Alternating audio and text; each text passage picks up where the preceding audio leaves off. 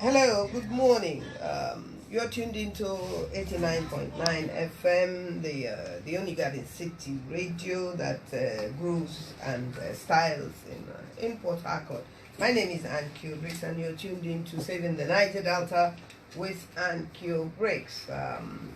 Today is, what's today? The 4th of September 2019. Today is Wednesday, and today we will be looking at another burning issue. I think the reason why I really like the live program is that it puts me on my toes. Perhaps I may be prepping for something completely different, and like I said in the past, maybe by the time I come into the studio 30 minutes before even, the topic can change drastically. Now, after last Wednesday, what came up is an old news, is an old unfortunate and very unacceptable and very sad incidents that occurs against Nigerians, is and Africans as a whole, but Nigerians are the main targets, is the xenophobic attacks against foreigners in South Africa by South Africans against Africans, especially Nigerians, and unfortunately majorly against Igbos and Yorubas in South Africa. Now, why this is very sad, as well as being totally unacceptable, is the fact that this is happening in the African continent by Africans against Africans. This is very sad because this is happening to a country, particularly Nigeria and other African countries, that in their own little ways were very instrumental to the freedom of black South Africans against the horrific apartheid that they suffered in the hands of white South Africans and other African countries like I think Zimbabwe, that also held down, and some other smaller countries around South Africa today that were held down in the darkness of apartheid against the blacks, the owners, actually, the authentic, indigenous, original, and still owners of that part of Africa.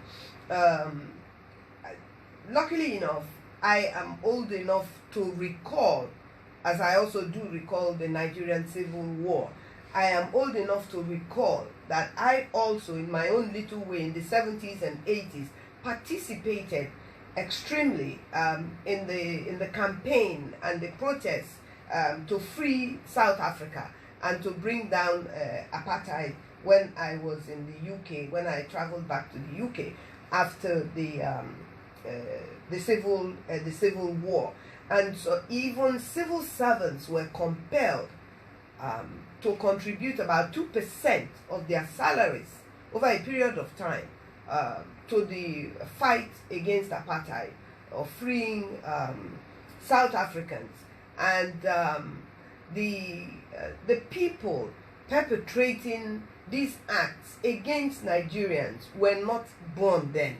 And the people who are receiving this, I will call it genocidal. For me, it has passed xenophobic, because if you see some of the media, the social media information that is coming up, you have to be horrified. Some of them were just impossible to watch, but even the terrible things that have been happening in Nigeria over the past 4 years or 5 years, I tell people that if you don't watch it, you will not be able to feel the way you ought to feel before you react. You need to see it. So it becomes stomach turning. But if we see if anybody has been able to watch it, you will be horrified, and you will be angry that we are in a country, we have a government that since 2008, research is showing that the first incident against Nigerians, against Africans, started around 2000 and 2008. And by 2012, when South Africa deported some Nigerians, there is no place where there are no criminals. There are criminals everywhere. Even in heaven, there was criminality. Satan had to be thrown out. So there is no place where there is no criminality. But you let the law take its course, because if you don't, then you also have become a criminal. So for in 2012, when over 100, close to 150, 120 something Nigerians were deported, in response to that deportation, the government of Goodluck Jonathan also deported some South Africans, and also stopped South Africans from coming into Nigeria. And immediately that happened, South Africa apologized and behaved themselves, because it was very clear that the Nigerian government was not going to accept that criminality against their people in South Africa if South Africa was not going to put a stop to it. Now, why I want us to look at the issue of what is called xenophobic, but we Nigerians must begin to look at it in a draw a worse than xenophobic picture, if there is anything that can be worse than somebody killing another person because of where he comes from, his accent, who he is, what he's doing, what his business is, and blaming him for everything that has gone wrong to him. Now, the reason why the OAU and ECOWAS and the African and human people's rights was set up was to protect the rights of Africans in Africa and outside of Africa. The rights of Africans to be protected in their countries. This is one of those reasons. Now, Nigeria, as the largest country in Africa and the richest by any way you look at it, through their natural resources and their money and their economy and everything and the market, from the days of the struggle to free South Africa, Nigeria has contributed a lot financially, economically. Nigeria has contributed through ECOWAS, through OAU, to wars in Africa. We have contributed with the blood of Nigerians by sending Nigerian soldiers to places like Liberia, to places like Sierra Leone, to Gambia, to Congo, and places like that. Now, Nigeria has therefore contributed a lot, and when I began to look at it, it began to dawn on me again that most of these funds that Nigeria has contributed is also coming majorly from the Niger Delta region. So we have a right to speak on these issues, and we have a right to look at these issues, and we have a right to ask ourselves, some of the decisions that our government, whether federal or state, our governments make on our behalf, are these really decisions that are in our interest? We need to ask these things, and we need to ask ourselves and then put it to the government that why should we always contribute financially? It's like saying, oh, because we have the money. There has to be a good enough reason. You can't be throwing away this amount of money as a country and there is no real concrete benefit for this money you're throwing away, other than the fact that, oh well, because we have the money and because everybody says we're big brother of Africa. We're not big brother of anything if we cannot even be big brother to ourselves in our own country. One, we're definitely not the giant of Africa in any sense of it. The fact that we're referred to as the giant of Africa, those days, whatever led to that, have long gone. We are not giant of anything. We have to remove that GI from the giant, and we will see exactly what Nigeria is in Africa and in the world. Now, there is something very similar to what is happening to Nigerians that are mainly from the southern part of Nigeria, outside of Nigeria. Nigerians are killed almost all over the world. In Asia, where they go to trade, in China, and Nigeria is romancing heavily with China, and yet Nigerians are being killed in China. Nigerians are being killed for even dating Chinese and Chinese women. Now, the issue that this is very similar to what is happening to Southerners or Nigerians of Southern origin of Nigeria cannot be ignored. The fact that the government have been unable to either openly or within the background to stop what is happening to Nigerians in South Africa is a failure of government, as the federal government itself has repeated in the past 2-3 days through its statements that South Africa's, the fact that this is happening in South Africa to Nigerians and other African nationals, that it is a failure of government.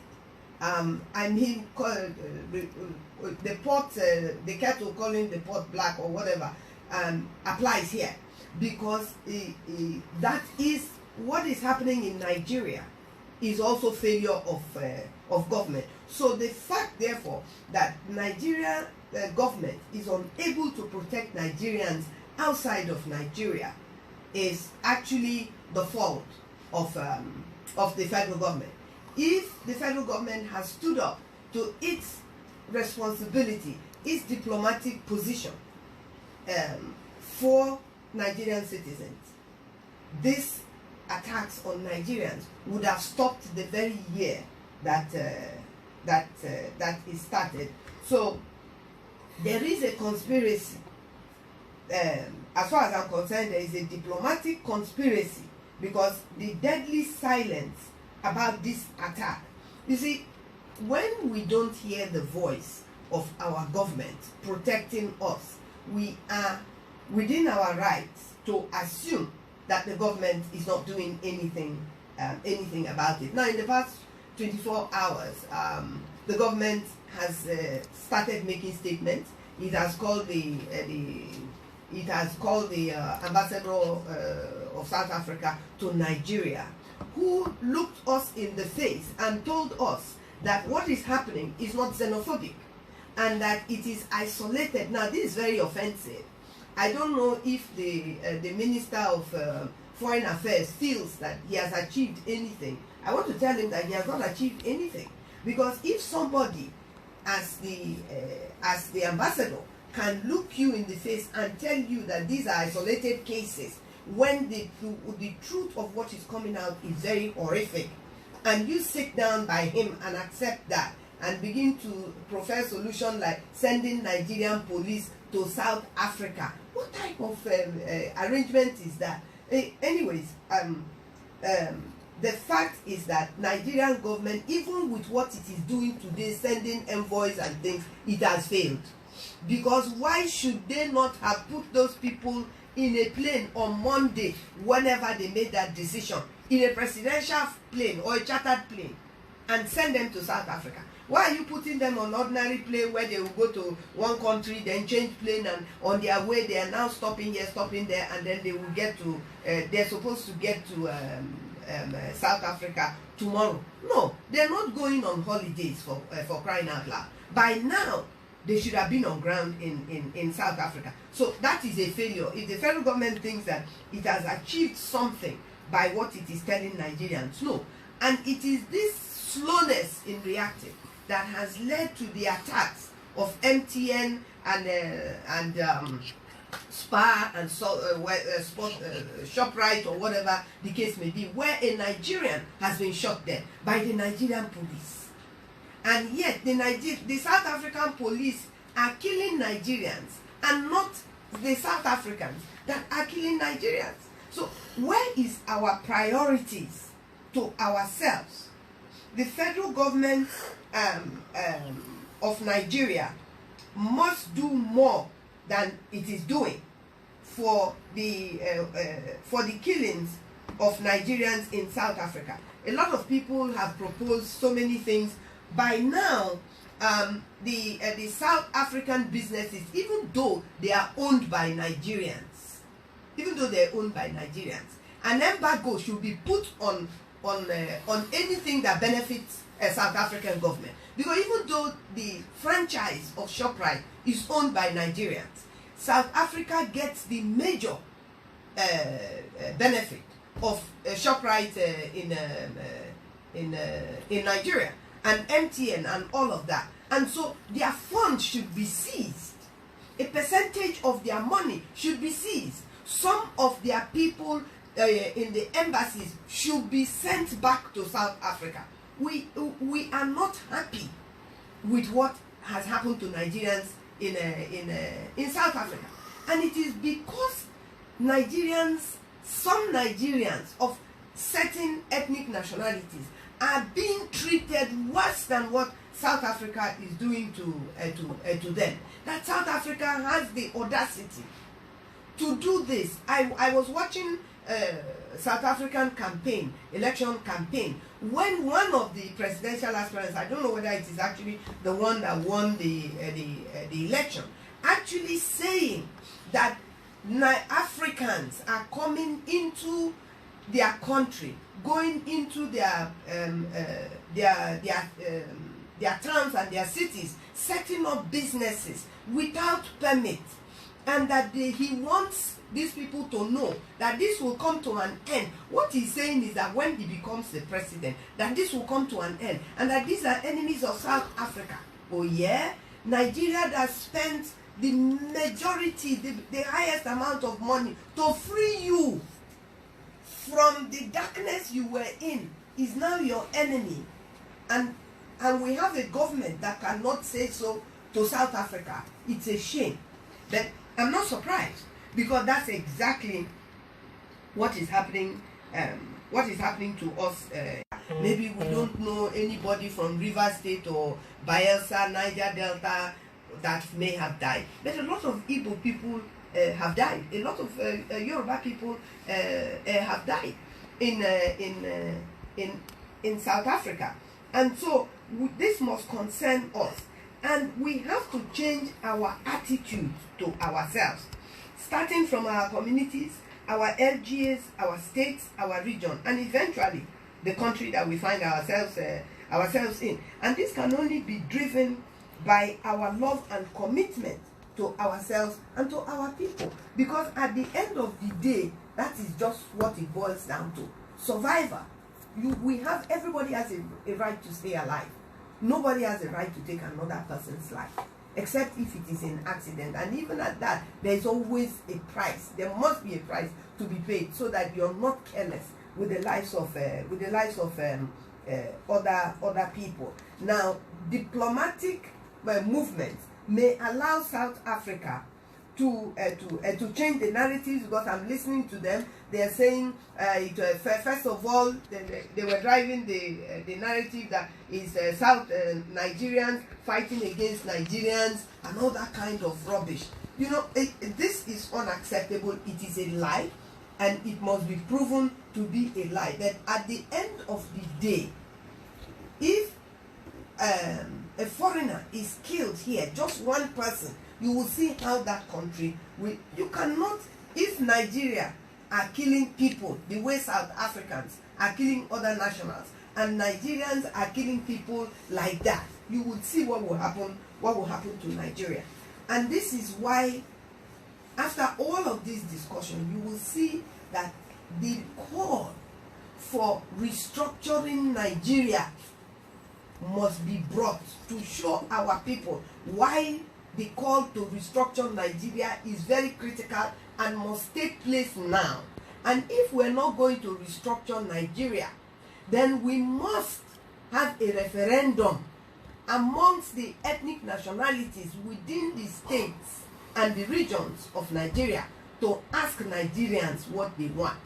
Because you see, if the federal government has allowed even the state government to be responsible for its indigents, then the governors of the states will be able to call the South African businesses to their to the government houses and ask them, why is Mr. So dead in South Africa? Why is this happening to my people in South Africa or any place in the world for that matter?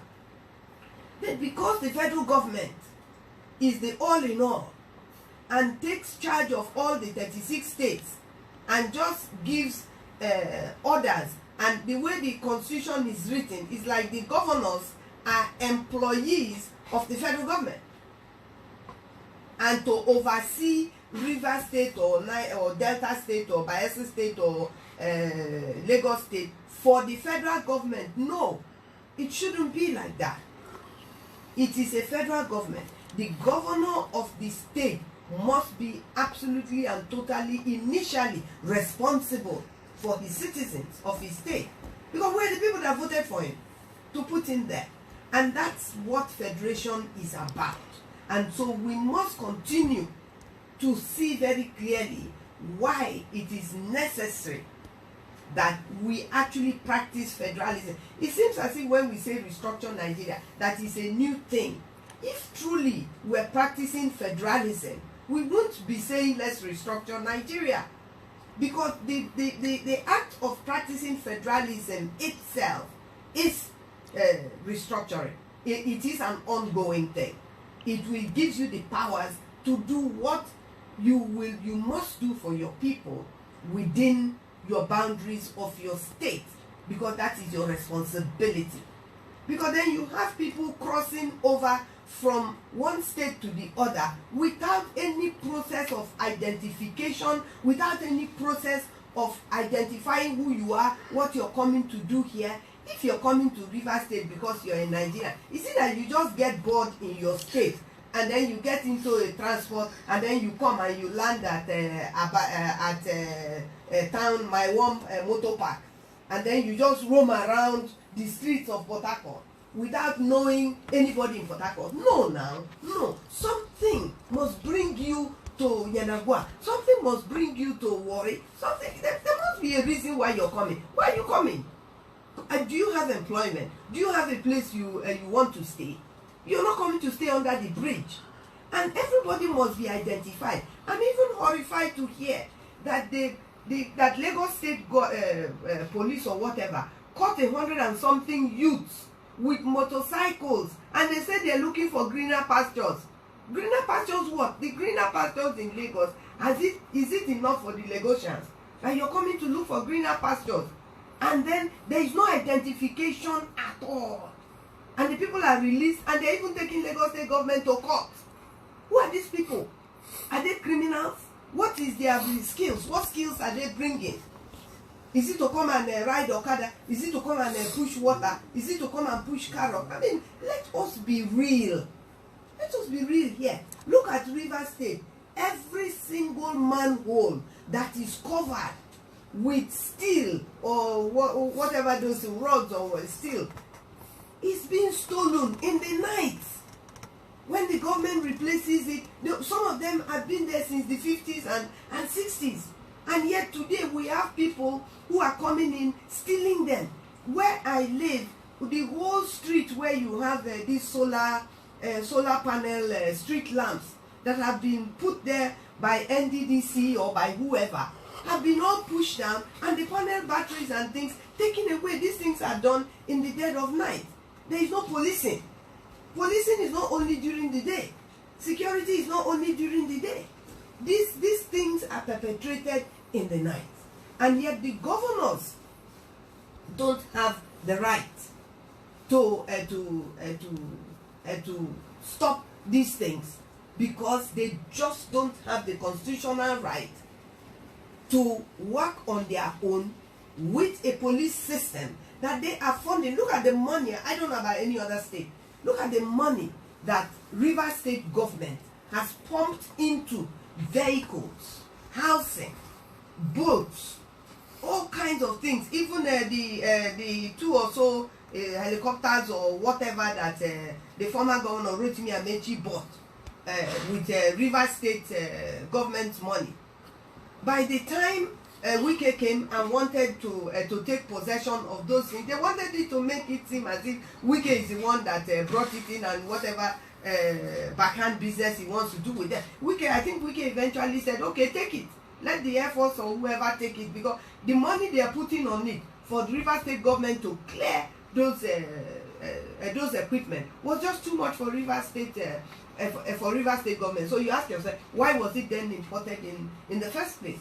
Because we should have known that we would not be able to pay for the importation fee that it will cost, or that the federal government would not even allow it to be used. You know, so if we have a state police, this is the money that the governments of the states will be able to pump into their own state police.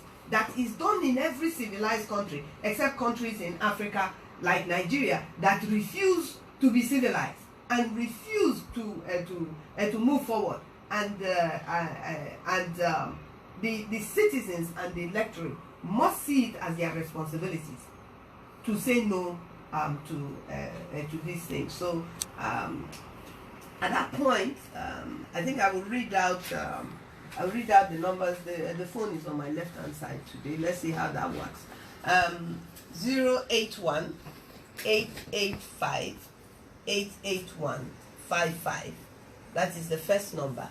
081 885 88155. The second number is 0809 289 5620. I repeat, 0809 289 5620. Hello, good morning. What's your name? Where are you calling from? Speak up, oh. Hello. My name is Briggs. I'm calling from Port.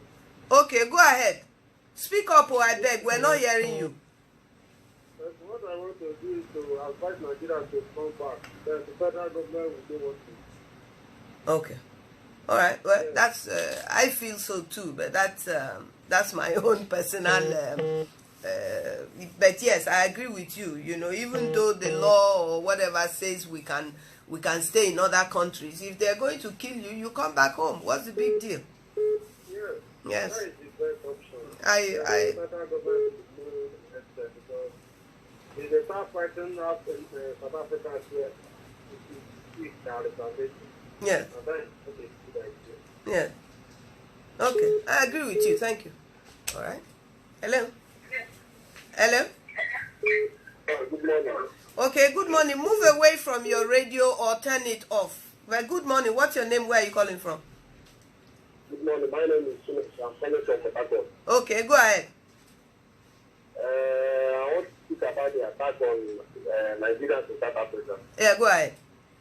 As the federal government are not doing anything to save Nigeria, let the people of Nigeria try their possible best to protect themselves. At least, when the... Hello? I think we lost him. Hello? Hello? Okay. I think sometimes it's really, I mean, it's just, I think it's difficult for Nigerians to protect themselves in another man's country, quite honestly. Hello? Please move away from your radio station or turn it down. I mean your radio. Good morning, madam. Good morning, sir. What's your name? Where are you calling from? My name is Apollo. I'm calling from I come? Go ahead, sir. What you said about the stealing is done by these Hausa people who are patrolling the street night. You don't know where they're coming from. They are patrolling the street every period, even in the midnight. They have dagger in their hand every week. All what you're saying is true. We are finished in this place. But our people don't know. Our leaders don't know that we are finished. They just did there the ceremonial head. Hausa controlling all of us here in our own land. We are finished. All right.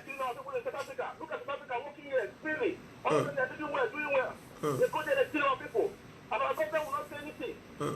It is very bad, it's barbaric. Okay. All right. Yes. And come out for this struggle and fight this struggle once and for all. Thank you. Because we are dying gradually. Thank you. Let me very quickly caution here that as tempting as it may be, we should apply wisdom. What you cannot really prove, which there is a way you will project it and we will understand what you're saying. But I do understand how, and it's a live program, so this will happen. I do understand your frustration, but we all know what's on ground, and we can apply wisdom and still pass the right information on. Thank you very much. Okay, thank you. Thank you, my brother. God bless you. God bless you. Okay. Well, I mean, these are the things that we're trying to point out. That that we go to bed in the night and we don't know what's happening on the streets of our states. Hello. Hello. Hello. Good morning. Hey, good morning. How are you? What's your name? Okay, my name is Amaka. I'm calling from Port Harcourt. Okay, Amaka from Port Harcourt. I'm happy this is the first female in a long time. Go ahead. You see, what is happening in the country is disheartening.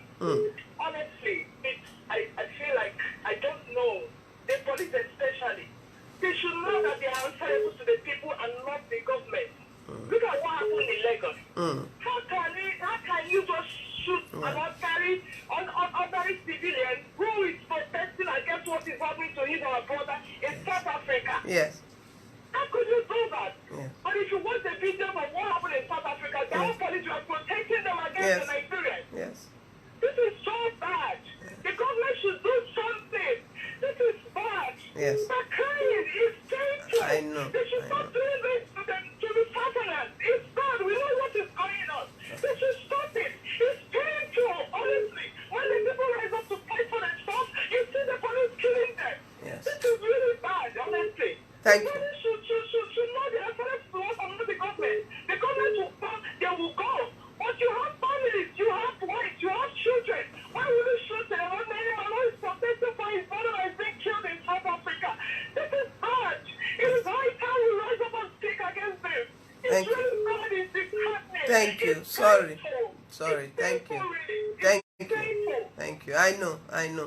And I agree with you, and also say that the police are actually part of us. We are the people, and the police should be with us and must be with us. The police do not belong to the government. The police belong to the people. Hello. Hello. Yeah, this is Mr. Zion. Good morning to you, my beautiful lady. Zion, good morning. How you doing? I'm doing well, my Okay. All right, go ahead. Let me attend on this South African issue. But don't drag, please don't drag your presentation. Make it very quick. Yes. I know there's no time. The truth is this. The Africa. Because my father contributed his hard-earned money to South Africa. When comes South Africans even caution the white men who have over 80% of wealth in their country, but rather they are after their own brother. Do you know that yesterday South Africans took to his Twitter handle and said that we are going to F them up? And even their government will do nothing. I saw it. And the government of Nigeria cannot say that they have not seen that social media broadcast. Yes, I agree with you. Thank you. Hello. Okay. Well, I mean, really and truly, when it comes to OAU and even the ECOWAS, I ask myself, because Africans just got up because Nigeria was ready to fund it and came together and did OAU, came together and did ECOWAS because other people like Europe and all of that. We're not matured enough politically. We're not matured enough. We're not civilized enough to do these things. But Nigeria did it and is funding, more or less just funding it for the sake of shakara, or for the sake of whatever you may call it, to make them feel good and look good. No. And yes, like the issue of that young lady that was accused of trafficking drugs to Saudi Arabia, who was set to be executed, and I'm happy they were able to save her. But the point that most people are making, and I am inclusive in that line of thought, is that, I mean, look at how the federal government got up and immediately rescued that young lady. And hello. Okay. Good morning, my brother. How are you? I'm good. Okay, go ahead. Thank you. Your name, I may know your name, but other people. Well, my name is Briggs. Location, South Africa. Okay, not South Africa. Okay, go ahead. They say in my community that if you don't know where the rain begins to beat you, yes, you won't know where it stops. And that's exactly what is happening. This is not the first time, not the second, not the third. And I can assure you, it will not be the last. Yeah. Because the federal government of Nigeria has decided to look at nonsensical foreign policy centered on Africa. You cannot tell me that this is, when was the last time the robotic attack took place? And I'm annoyed this morning that the Minister for Foreign Affairs Nigeria called the press conference. Yes. And an ambassador was the one telling us Nigerians yes, that it's not. Oh my God. Yes. And meanwhile, I thought we were told in my community that with your eye, you know it comes that is right. In fact, what you have on your hand, you don't need a mirror to assess it. Every time now Dr. Boy is seeing what is happening, and yet an ambassador will come out to tell us it's a criminal. Yes. Did you know that the government of Zambia, a day after the yes, incident happened, yeah, transporters from going to South Africa? Yes. How come they did not consider that most of the drivers will be Zambians? Thank you. Economic whatever. Yes. Yet the government is telling me that you tamper use justice is not your use it with charity. What are we talking about here? It's because the people that are being killed are mainly Igbo people and Yoruba people. That's why. It's yes, that's why. Because if it is somebody else from yes, then you will see that that they will get up and it will stop. Because after all, this present president, if you remember, when they killed, there was an issue between Yoruba people and Fulani people in Oyo or whatever the case may be. He got up from where he was not a president, he was a retired general. He got up and went there and he was very angry that they have killed these people. So I mean, he is protecting his people. So when other people want to protect their people, it cannot be a criminal offense, nor can it be diplomatically incorrect, and politically then we must be politically correct. No. And that's why I'm saying here that this restructuring, all of these things shows the lack of the fact that Nigeria is not restructured and the governors have no rights. If we have rights, by now all the governors should have called every South African business, whether it's franchised to Nigerians or whatever. Because you cannot say because a Nigerian is going to make money and because Nigerians are employed, that other Nigerians, yes, we should have employment, please. But the employment of Annkio Briggs should not mean that that Tamno or Garuba should die in somewhere else so that I can maintain employment. No. It is very, very unacceptable that Nigerians are targeted in this way, but we cannot allow it not to be seen that these people are Southerners. The Amazon, can I come in here? Yes. If somebody said we should continue talking, the lady, she almost cried. Yes, she was crying. We talk our talk, the government do their due. at the end of the day, which one? Is it me and you that is supposed to go to South Africa? I don't know. Go to discuss with them. The thing is this, and that's why the former president of Zimbabwe, Robert Mugabe, I like him for one thing, even though I don't like his antecedents anyway. But if it were him, there is every possibility that if you are talking about employment, he will nationalize those companies in his country. And then let the people work there for goodness sake. Are you telling me that you cannot get Nigerians that will run those businesses for goodness sake? I think it's that time the president should wake up. Because he's the president of the Federal Republic of Nigeria. Okay. We've lost. No. Okay, no. Like I told you before, restructuring is the last hope of the Niger Delta. And that's what we'll continue to talk about, whether Adamu and Garba like it or not. But we must move from restructuring. At some point, we have to accept that we must now start calling for, for a referendum. Because they look at us on the issue of restructuring as if like, well, when they're tired, they will keep quiet. After all, didn't we keep quiet after resource control, resource ownership, and all of those things. But yes, well, I think the message has been passed on by people that have appeared on television stations and even Nigerian youths that got up and reacted in the ways that that they reacted, and it's rather unfortunate, very, very sad that that somebody has lost his life. And I think even sadder that the police that are supposed to be the people that uphold law and order are always put in a position where whichever way they try, they are seen as the bad guy, because the federal government puts them in a position where they have no choice. They are seen as the bad guys. And I think that collectively, between us and the police and even the army, I've seen places in other countries where the military has actually refused. I've seen places recently where the military actually laid down their arms and joined the protest, you know, in other countries. So the military and the police should not be the enemy of the people, because they are part of the people.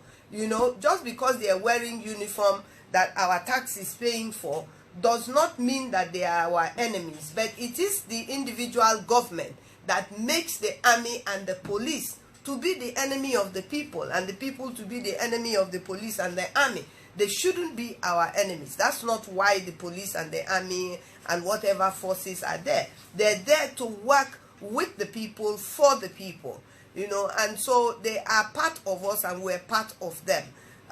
In my family, I've had cousins and brothers that have been in the army, the police, and all of that. You know, so we all have one affiliation or the other to people who are in the armed forces, and they are laying down their lives. And so it's very, very sad when they are put in the middle of situations where the government should take responsibility. Then the police or the army are put in that position.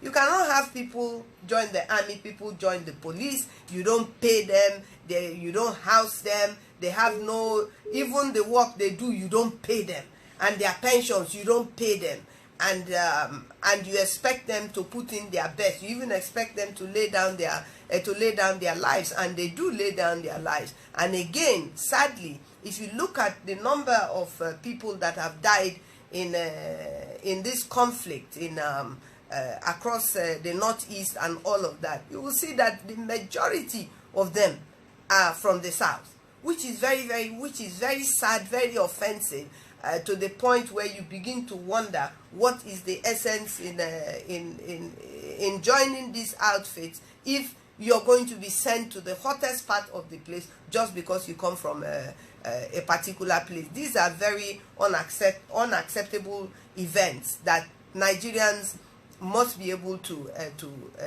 speak up against and get it changed. Now, when it comes, hello, okay, when it comes to the we're rounding up now. When it comes to the issue of OAU, the ECOWAS and all of those things, we must ask the Nigerian government and ourselves that what is the essence of the money that Nigeria is contributing? If this is Organization of African Union or whatever, Unity or ECOWAS, whatever you call it, if it is an organization, then no country should pay more. No country should expend more. Why should we expend more? Why should we bear the financial brunt or the financial responsibility when we cannot use that platform to do the right thing for ourselves, for our people, and for Africa? So if this OAU and ECOWAS cannot work for the interest of the citizens of African countries, I think they should be disbanded. It's a waste of time. It's a waste of our money. Look at the amount of, the number of Nigerians that died years ago when there was war all over the place, Liberia, Sierra Leone, Congo, here and there. You know, Nigerians have laid down their lives in certain places more than they have actually done for Nigeria and for Nigerians. And so we have to rethink our priorities in Nigeria, for our safety first in Nigeria, and our priorities in for our safety in Africa and for the bigger world.